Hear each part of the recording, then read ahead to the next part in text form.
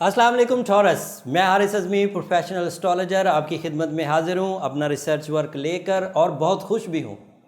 Taurus की किस्मत पर रश्क भी कर रहा हूँ। मेरी दुआएं भी टॉरस के लिए एंड वैसे भी टॉरस पीपल डिज़र्व करते हैं अपनी सलाहियतों के एतबार से कि बंदा उनसे दोस्ती करे। मैंने उन्हें हमेशा ही सीधे रास्ते पर पाया, मोहब्बत करने वाला, डिसिप्लिन्ड, नज़्म ज़ब्त के साथ।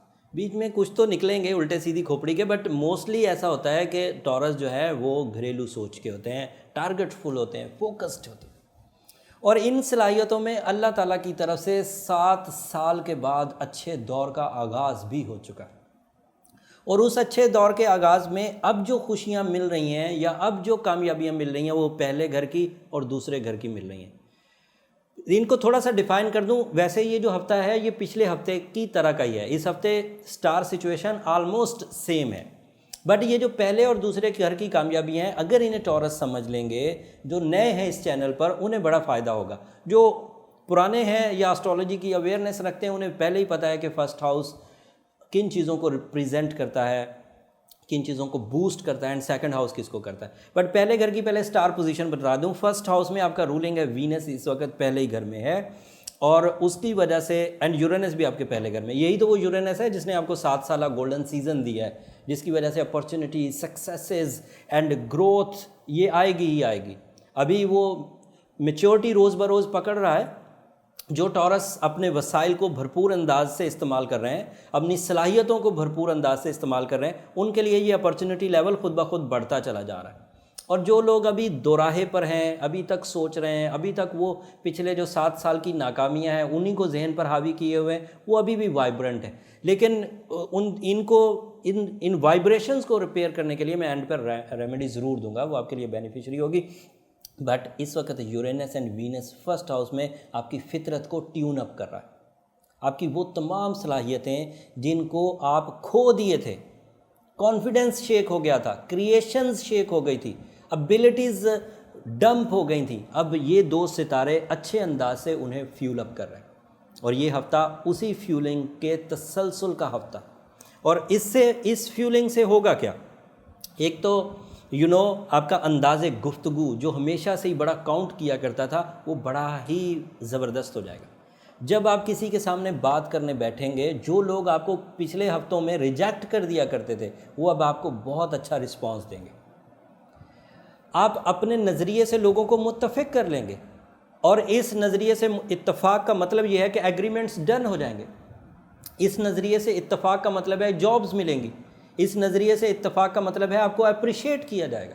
And this is possible in this week. ये ज़्यादा मैच्योर वीक है, पिछले वीक से ज़्यादा मैच्योर वीक है। पिछले हफ्ते यही खुशखबरियाँ थी, लेकिन वो कम मैच्योरिटी के साथ थी, अब ज़्यादा मैच्योरिटी के साथ है। और दूसरी खबर सेकंड हाउस की है। एंड सेकंड हाउस में मरकरी और सन इस वक्त आ चुका है, पिछले हफ्ते ही आया। एंड मरकरी के सेकंड हाउस में आने का मतलब पता क्या? आपका पूरा ब्रेन मनी मेकिंग की तरफ राग़िब हो जाएगा। बहुत तेज़ी से मटेरियल एडवांटेजेस मिलेंगे, बहुत तेज़ी से लॉसेस रिकवर होंगे, बहुत तेज़ी से लीडरशिप क्वालिटीज़ आएंगी ड्यू टू सन भी इधर ही है मरकरी के साथ। इन दोनों का कम्बिनेशन आपको अमली काम भी और जहनी काम भी दोनों की तरफ तक़वियत दे रहा है। सबसे ज़्यादा बाअमल इस वक्त सोलर सिस्टम में टॉरस देखने को मिलेंगे, लेकिन वो टॉरस देखने को मिलेंगे जिन्होंने अपने अंदर की तब्दीलियों को समझा है, टाइम की चेंजेस को समझा है, और उसे अब समझकर उसको यूज़ कर रहे हैं। अगर अभी भी उलझे पड़े हैं तो आपके यहाँ कितना भी अच्छा टाइम आ जाए, आप आगे नहीं बढ़ पाएंगे। और ये मैं नहीं कह रहा, हमेशा से ही कहा जाता है, बड़े बुज़ुर्ग कहते आए, अगर बाहर फसलें बाहर हो और आप इधर कमरे में घुस के बैठे रहें, डरे रहें, कोई सीड ना करें, कोई बीज ना बोएं, तो बाहर आपको फ़ायदा कैसे दे देगी, सिवाय इसके कि कुछ लम्हे आपके खूबसूरत गुजर जाएंगे। That's it. एंड ये वाला बिहेवियर के लिए हमें बचपन में प्राइमरी स्कूल्स में वो बुलबुल और चूंटी की स्टोरी सुनाई जाती थी। बुलबुल वो जो फूलों पर घूमता रहता था, कुछ रिजर्व नहीं करता था, एंड चूंटी हर वक्त जमा करती रहती थी। तो ये वाली सिचुएशन अब आपके ऊपर दोबारा आ चुकी है। अगर बाहर आई हुई और आप सिर्फ एंजॉय करे जा रहे हैं और कुछ अचीव नहीं कर रहे हैं, तो जब ख़िज़ा आएगी आपको पछताना पड़ेगा। इसलिए कोशिश करें कि अब अपनी सलाहियतों को सही अंदाज से बुरुकार लाएं। अगले भी चीज़ें बता दूं जल्दी जल्दी, but this is the real time to achieve your successes, your respect, your fame, your confidence, your material advantages and your leadership.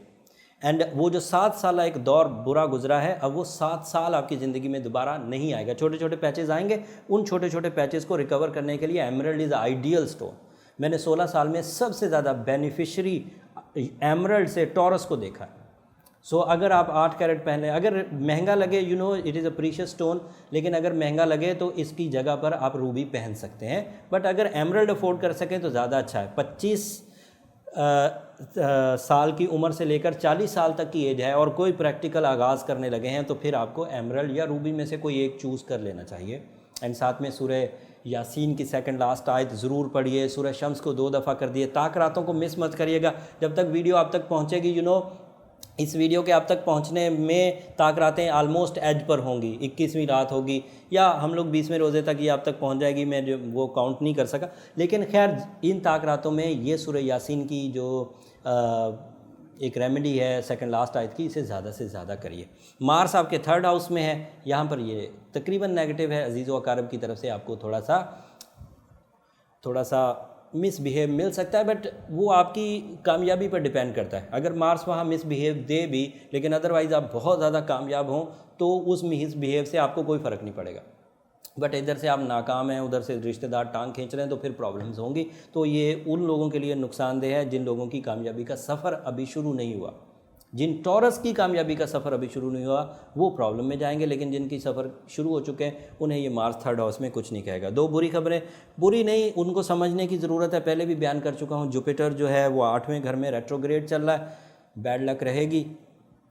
2 + 2 = 4 होंगे, 2 + 2 = 5 नहीं होंगे। तो जो कुछ भी करना है वो रियलिस्टिक अप्रोचेस से करना है, हकीकत पसंदाना सोच, जल्दबाजी नहीं करनी। अपने टैलेंट को पूरा, होमवर्क पूरा कानून के मुताबिक एंड सब कुछ पेपर वर्क के तहत, ऐसे रिस्क नहीं लेने जो खाम खा के हों।